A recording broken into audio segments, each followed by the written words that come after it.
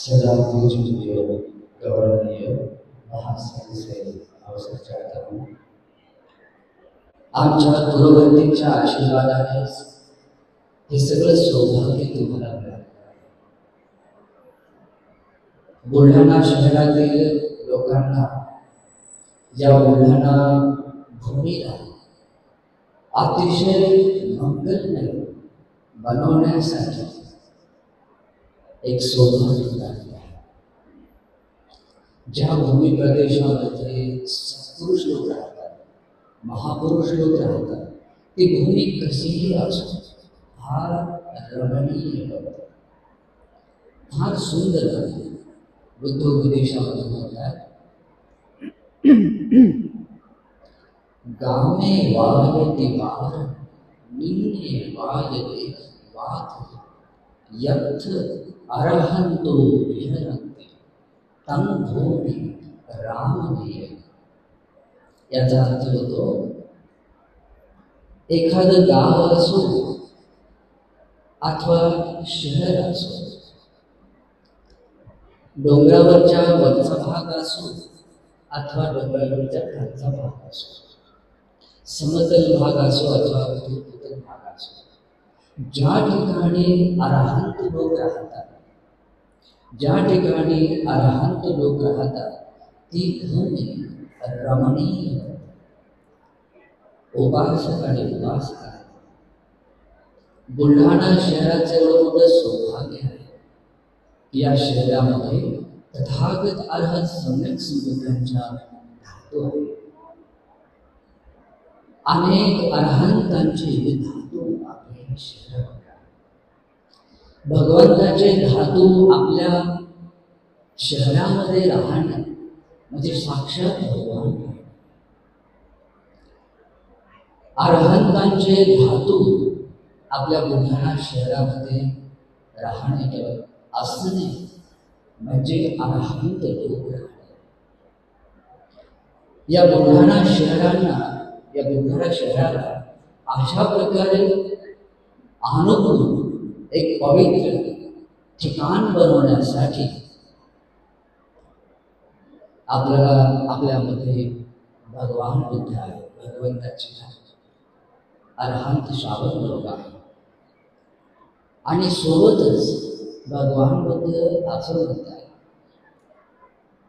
ज्या भूमी प्रदेशामध्ये भगवंताचे शीलवान गुणवान भिक्षू लोक राहतात, ज्या भिक्षू लोकांच्या आश्रयाने लोक शील समाधी प्रज्ञेचा अभ्यास करतात, ती भूमी अतिशय सुंदर बनते, अनुकूल भूमी बनते। आणि बघा, महामंगल सूत्रामध्ये एक मंगल आहे, पती रूप देश वासोच्चय, म्हणजे प्रतिरूप अनुकूल स्थळी वास करणे काय आहे, एकदम मंगल सगळ्या मंगलांमध्ये उत्तम मंगल आहे। आणि उपासक आणि उपासिका,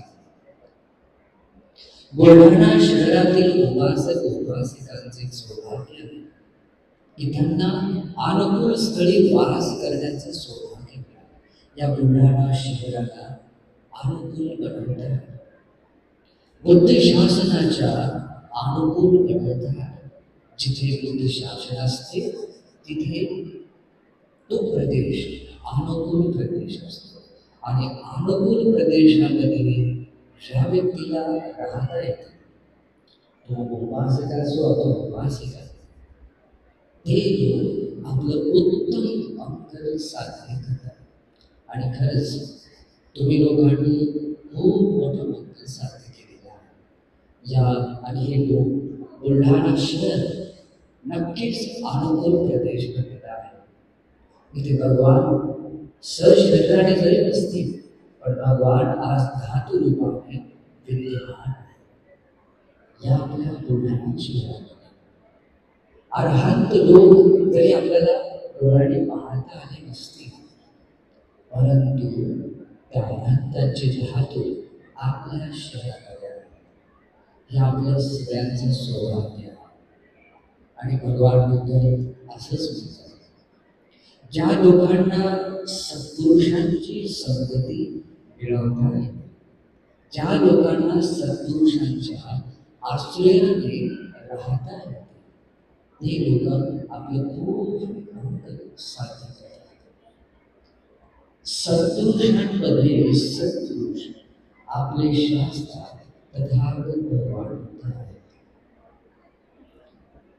आणि भगवान बुद्धांचा श्रावण सत्कार.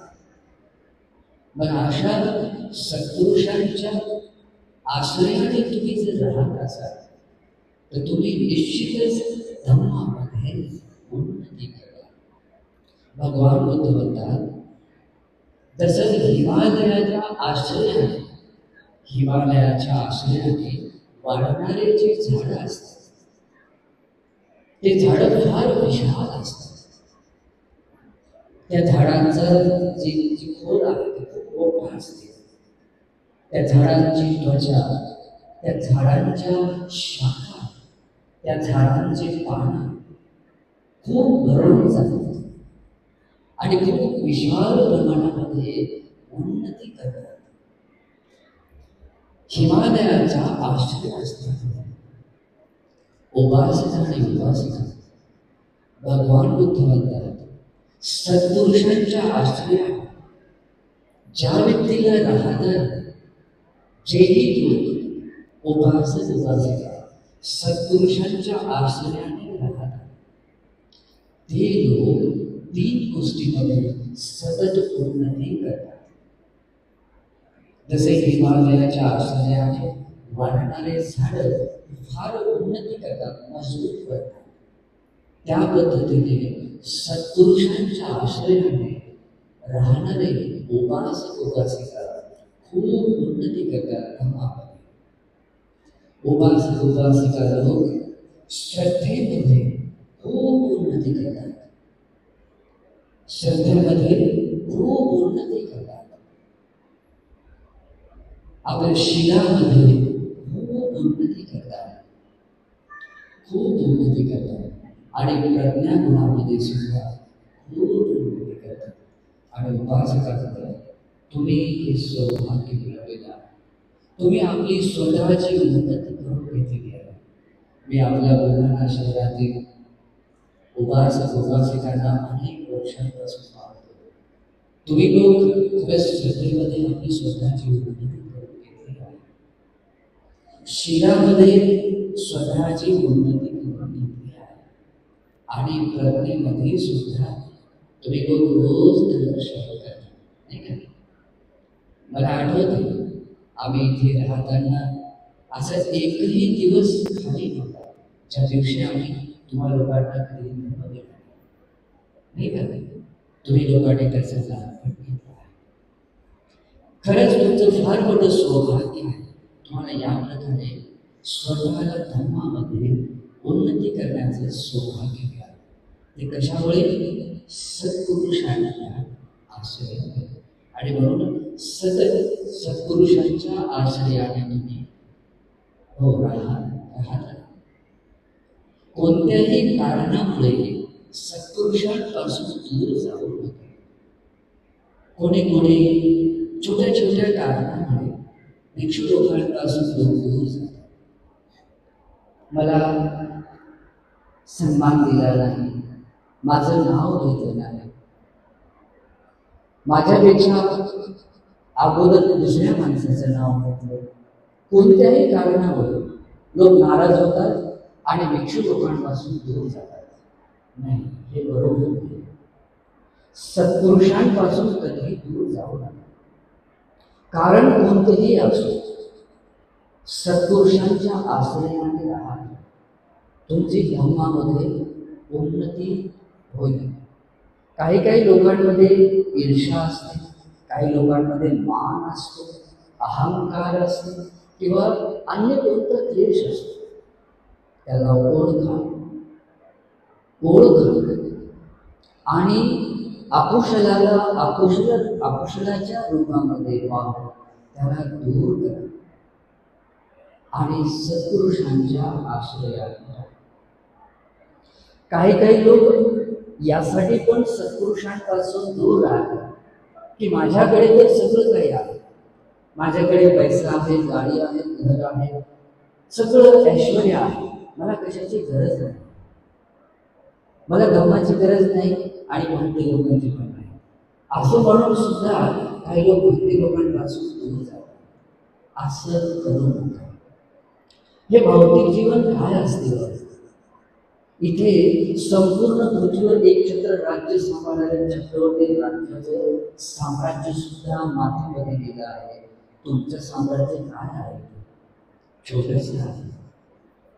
त्याच्या वशीभूत जाऊन सत्पुरुषांपासून दूर जाऊ नका.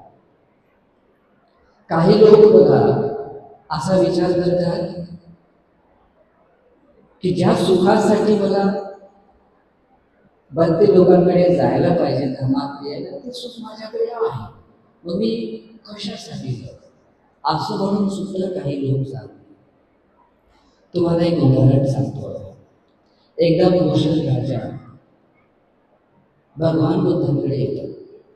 भगवान बुद्धांकडे राजाचा वेश, राजाच्याच त्याच्यामध्ये वेशभूषेमध्ये अलंकाराने आला, फार मोठ्या सैन्यासह भगवंताच्या दर्शनासाठी. भगवान म्हणतात महाराज आपण कुठून आलो आणि एवढ्या भर दुपारी कसे आला? तर भगवंताने काय विचारलं याकडे त्याचं लक्ष नव्हतं. राजा म्हणतो माझ्यासारखा ऐश्वर्यशाली, सगळ्या प्रकारचं धन धान्य आणि सगळ्या रत्नांनी युक्त असलेलं साम्राज्य मी सांभाळतो. माझ्याकडे अशाच्या प्रकारचं सुविशाल साम्राज्य आहे, अशाच्या प्रकारचं राजवैभव सुख आहे, आणि असे लोक फार व्यस्त असतात, नाही का? म्हणजे भगवान बुद्धाने विचारलं होतं एक, आणि राजा सांगत होता आपलं ऐश्वर्य सांगत होता. कौशल राजा म्हणजे साधं नाही, जम्बूद्वीपामध्ये सगळ्यात मोठं राज्य असणार, साम्राज्य असणारं राजा, ऐश्वर्यशाली राजा. आणि त्यावेळेस आता भगवान बुद्ध तर फार कारुणिक आणि सगळं काही जाणणारे, सगळं काही पाहणारे. मग भगवान बुद्ध राजाला म्हणतात महाराज तुमचा असा कोणी विश्वसनीय व्यक्ती आहे, तो पूर्व दिशेकडून तुमच्याकडे आला, धावत आला आणि म्हणाला महाराज पूर्व दिशेकडून अतिशय सुविशाल असा एक दगड, ढगाला पोहोचेल असा एवढा सुविशाल दगड असा ओलांडत येत आहे, आणि आपल्या सगळ्या प्रजेला, सगळ्या लोकांना ते असं त्याच्या खाली चिरडून टाकत आहे, त्याच्या खाली ते लोक येत आहेत, म्हणत आहे महाराज तुम्ही आमचे स्वामी आहात, करणीय कर्तव्य करा, काहीतरी करा प्रजेच्या हितासाठी. असाच दक्षिणेकडून एक विश्वसनीय व्यक्ती आला, विश्वसनीय व्यक्ती, तो सुद्धा राजाला म्हणतो महाराज दक्षिण दिशेकडून एक सुविशाल असा एक दगड, ढगाला पोहोचेल एवढा उंच दगड, म्हणजे अशी पलटी मारत येत आहे आणि लोकांना चिरडत येत आहे, त्याच्या खाली लोक मरत आहेत, प्राणी मरत आहेत. महाराज करणीय कर्तव्य करा. तशाच पद्धतीने पश्चिमेकडून एक विश्वसनीय व्यक्ती येतो आणि अशाच प्रकारे निरोप देतो. मग तो सुविशाल असे दगड लोकांना चिरडत आपल्या दिशेने येत आहे. तसंच उत्तर दिशेने सुद्धा एक व्यक्ती, विश्वसनीय व्यक्ती येतो आणि म्हणतो महाराज एक सुविशाल दगड, ढगाला पोहोचेल एवढा उंच दगड पलटी मारत गेली आहे, लोकांना चिरडत येत आहे, लोक त्या खाली मरत आहेत, प्राणी मरत आहेत, आपल्या दिशेनेच येत आहे, आपण करणीय कर्तव्य करा. असं म्हटल्यानंतर भगवान बुद्ध म्हणतात महाराज अशा वेळी तुम्ही काय करू शकता? अशा वेळी तुम्ही काय करा? तो म्हणतो महाराज माझ्याकडे खूप मोठं हातीचं सैन्य बळ आहे, घोड्याचं सैन्य बळ आहे, पायी चालणारं सैन्य बळ आहे, किंवा युद्धाला जिंकणारे बुद्धिमान लोक आहेत. काही युद्ध असे असतात बुद्धी कौशल्याने जिंकता येतात, काही युद्ध असे असतात काहींना जिंकता येते धनाने, काही धन दिलं तर जिंकता येते. परंतु इथे काही चालत नाही, इथे काही चालत नाही. मग असं असताना मी तर एवढंच करू शकतो, माझं कर्तव्य हेच आहे की मी स्वतः पुण्य करेन, धर्म आचरण करेन. माझ्या लोकांनाही ते सांगते, धर्म आचरण करण्यासाठी मी स्वतः प्रयत्न करेन, पुण्य करेन.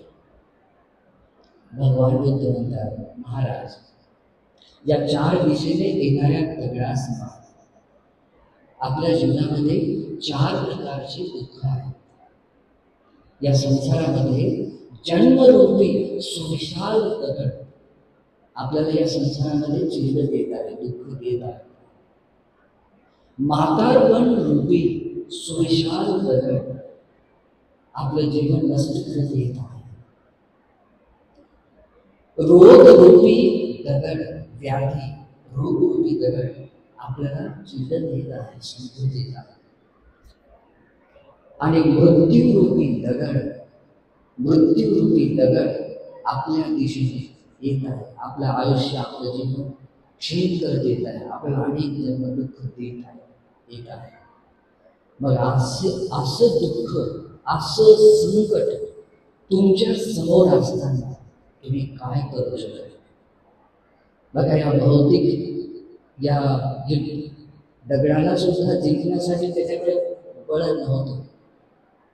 मग या भौतिक युद्धाने आपण जन्माला जिंकू शकतो का? म्हातारपणाला जिंकू शकतो, रोगी बनण्याच्या स्वभावाला जिंकू शकतो, मरणाला जिंकू शकतो. आपण त्याला मृत्यूच्या विरोधात आपण किती मोठं हातींचं बळ, सैन्यबळ घेऊन गेलो तरीही त्याला जिंकू शकत नाही. घोड्यांचं बळ, सैन्यबळ असेल किंवा धनाने, बुद्धीने कशाने जिंकता येत नाही. राजा म्हणतो, भगवान माझे डोळे उघडले, मला करण्यासाठी एकच कर्तव्य, माझं काय, माझ्यासारखं सगळ्यांचं जीवन, जे जे लोक या संसारामध्ये जन्मले आहेत त्या सगळ्यांच्या जीवनामध्ये या प्रकारे जन्म आहे, म्हातारपण येत आहे, रोगी बनत आहे, तो मृत्यूकडे जात आणि अशा स्वभावाने युक्त असलेले जीवन आहे. तर असलेल्या व्यक्तीने करण्यायोग्य एकच गोष्ट आहे, ते म्हणजे धर्म आचरण, पुण्य कर्म केले पाहिजे. अशा प्रकारे राजा संवेद प्राप्त करतो आणि खरंच त्या दिवसापासून आपला महादेव. म्हणून उपासका तुम्ही असं समजू नका की माझ्याकडे सगळं काही वैभव आहे, माझ्याकडे पैसा आहे, सगळ्या प्रकारची सुख सुविधा आहे, मला धर्माची गरज नाही. आपण सगळेच या संसारामध्ये जन्म, म्हातारपण, रोगी होणं आणि मरण या स्वभावाने बांधलेले आहोत. आणि म्हणूनही आपल्याला करण्यासाठी योग्य काही आहे तर ते आहे धर्म आचरण. आणि म्हणून उपासक आणि उपासिका तुम्ही पैशाच्या आहारी जाऊन किंवा भौतिक सुखाला सगळं समजून धर्मापासून दूर जाऊ नका, सत्पुरुषांपासून दूर जाऊ नका. ही संधी आपल्याला नेहमीसाठी लाभणारी नाही, फार थोड्याशा वेळासाठी मिळालेली ही संधी आहे. जीवन फार क्षणभंगूर आहे, याला असंच गमावू नका. जीवनाचा काही विश्वास नाही आहे की आपण आज आहोत, उद्या राहू किंवा नाही आहे. म्हणून आजच आपण आपले कर्तव्य केले पाहिजे, म्हणजे पुण्य केलं पाहिजे, धर्म आचरण केले पाहिजे. भगवान म्हणतात, अजेव किंचन आतपण ओजन्य मरण. आजच आपण आपले कर्तव्य केले पाहिजे. कोण जाणे उद्या आपलं मरण येऊ शकते, नाही का? आणि म्हणूनही आपण पुण्य केलं पाहिजे. उपासिकांनो, ज्या प्रकारे धर्मामध्ये उन्नती करण्यासाठी, पुण्य करण्यासाठी बुलढाणा शहरातील सगळ्या उपासिकांना सौभाग्य मिळालं आहे. सद्पुरुषांचा आश्रय मिळाला आहे. यांच्या आश्रयाने आपण स्वतःची उन्नती करून घ्या. स्वतःची उन्नती करून घ्या. यामध्ये खूप मंगल आहे. हे बुलढाणा शहर अनुकूल प्रदेश बनलेला आहे. अनुकूल प्रदेश बनला आहे म्हणजे तुम्हाला विविध रूपाने पुण्य करण्याचे सौभाग्य मिळालं आहे. आणि अशाच प्रकारे भिक्खू लोकांच्या आश्रयाने आज तुम्ही एक महान पुण्य संचित करीत आहात. ते पुण्य म्हणजे कठीण जीवन जगण्याचे पुण्य. हे पुण्य सगळ्यांना मिळवता येत नाही. फार कमी लोकांना, मोजक्या लोकांना मिळत आहे आणि नेहमीच मिळवता येत नाही. पण तुम्हाला हे सौभाग्य मिळालं. या सौभाग्याला बघून प्रसन्नतेने या पुण्यामध्ये सहभागी करा. या पुण्याची भागी, या पुण्याची भागी तुम्ही बनवू शकता. प्रत्यक्ष रूपाने दान देऊन सुद्धा किंवा सहयोगी बनवून सुद्धा, नाहीतर कमीत कमी या पुण्य कर्माला बघून मनामध्ये प्रसन्नता जागून साधू साधू बोलून अनुमोदन करून या पुण्याची भागी बनवू शकता. पुण्यानुमोदन म्हणजे जसं एका दिव्याने दुसरा दिवा जसा प्रज्वलित करून घ्यावा, त्या पद्धतीने तुम्ही तुमचे पुण्याची ज्योत तुम्ही प्रज्वलित करून घेऊ शकता. समान म्हणजे ज्या दिव्याने तुम्ही आपला दिवा प्रज्वलित करून घेता, मूळ दिव्याचा प्रकाश कमी होत नाही, मात्र तेवढाच दिवा प्रकाशित होतो. त्याच पद्धतीने तुम्ही सुद्धा या कठीण जीवन दानाची पुण्य तुम्ही समान रूपाने प्राप्त करू शकता. म्हणून अनुमोदन. इथे दिसणाऱ्या प्रत्येक पुण्यकर्माला, प्रत्येक शुभ कर्माला बघून मनात प्रसन्नता जाते. पुण्यकर्माला बघून त्याच्यामध्ये दोष बघू नका. चांगल्या कर्मामध्ये दोष बघू नका. चांगल्या कर्मामध्ये तुम्हाला जर दोष दिसू लागले आणि दोषामुळे तुम्ही जर खिन्न बनवू लागला, मनाला दुःखी करू लागला, तर तुम्हाला पुण्य भेटणार नाही. तुम्हाला पुण्य तर भेटणार नाही, पण तुमच्यातलं जे पुण्य आहे तेही हळूहळू कमी होत जाते. तुमच्यातलं पुण्य सुद्धा हळूहळू कमी होऊन जाते. बघा, कौशल राजाने जेव्हा असदृश्य दान दिलं, या पृथ्वी तलावरचं सगळ्यात श्रेष्ठ दान दिलं, त्यावेळेस त्याचे 2 मंत्री होते.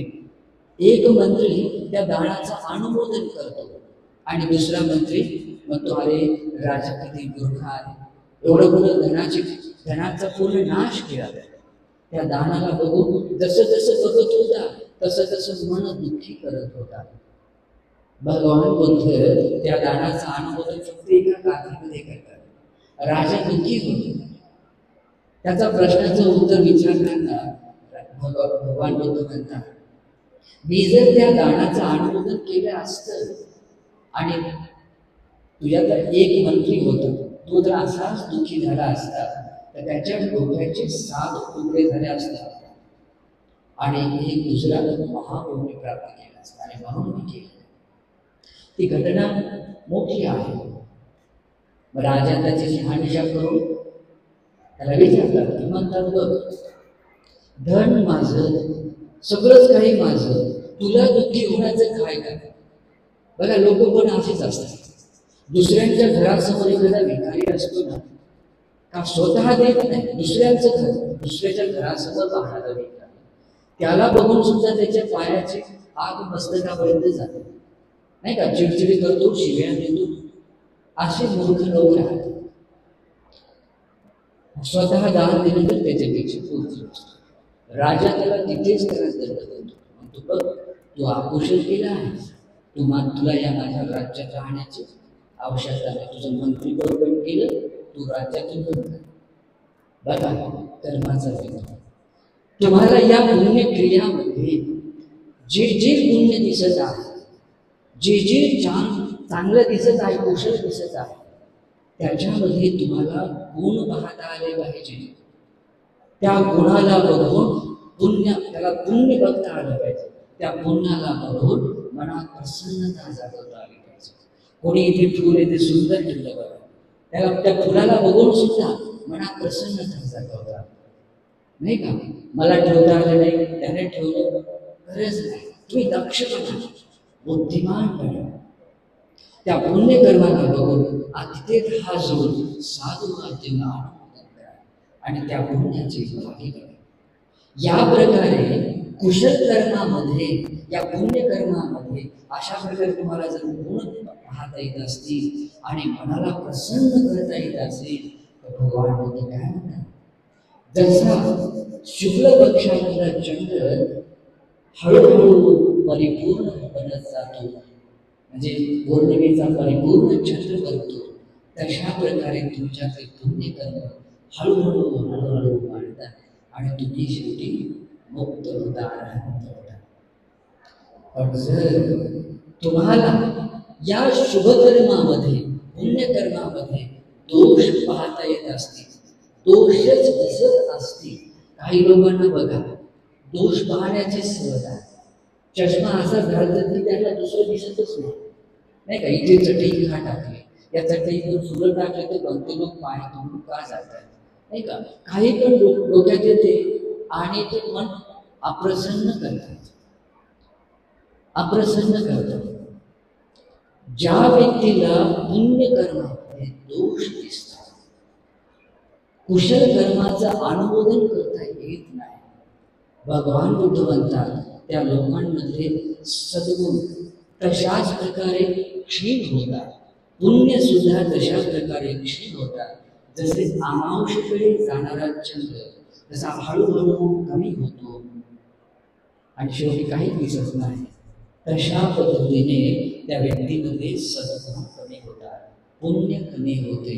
आणि म्हणून उपासक आणि उपासिका तुम्हाला सौभाग्य मिळालेलं आहे. या पुण्यकर्माला बघून बघून मनामध्ये प्रसन्नता जागवता पाहिजे. या प्रकारे प्रसन्नता जागून अनुमोदन होऊन तुम्ही पुण्यवान बनला पाहिजे. ज्या प्रकारे पुण्यवान तुम्ही बनला, तुम्ही एक महान सौभाग्य प्राप्त करा. त्या सौभाग्याला म्हणतात उद्देश कटपुण्य, म्हणजे काय, पूर्व पुण्य संचित असणारे लोक. अशा प्रकारचं पुण्य तुमच्याकडे संचित आहे की ज्या पुण्याने तुम्हाला निश्चितच या बुद्धिशासनामध्ये नाही तर समोरच्या बुद्धिशासनामध्ये निश्चित तुम्हाला निर्वाण. अशा प्रकारचे तुम्ही एकदम मंगल उत्तम मंगल साध्य करणारे बनू शकता. आणि उपासिका हे मंगल सुद्धा आज तुम्ही इथे साध्य केलेलं आहे. पुण्यता पूर्व पुण्य संचित असणारे तुम्ही बनले आहात. हे जे कठीण जीवनदानाचं पुण्य आहे, हे पुण्य अविच्छिन्न तुम्हाला धर्मापासून कधीच वेगळं न होऊ देणार आहे. सतत तुम्हाला सत्पुरुषांची जोड ठेवणार आहे आणि या संसारामध्ये निर्वाण प्राप्त होईपर्यंत तुम्हाला सुखी बनवणार हे पुण्य आहे. मग अशा प्रकारचं तुम्ही उत्तम मंगल आज साध्य केलं आहे. खरंच तुमचं जीवन धन्य आहे. विशेष रूपाने मी तुम्हाला सांगू इच्छितो, या पुण्यकर्मामध्ये ज्या ज्या लोकांना थोड्या प्रमाणात का होईना योगदान दिलं, 1 रुपयाचं योगदान का दिलं असेल, ते सगळे लोक या पुण्याची भागी.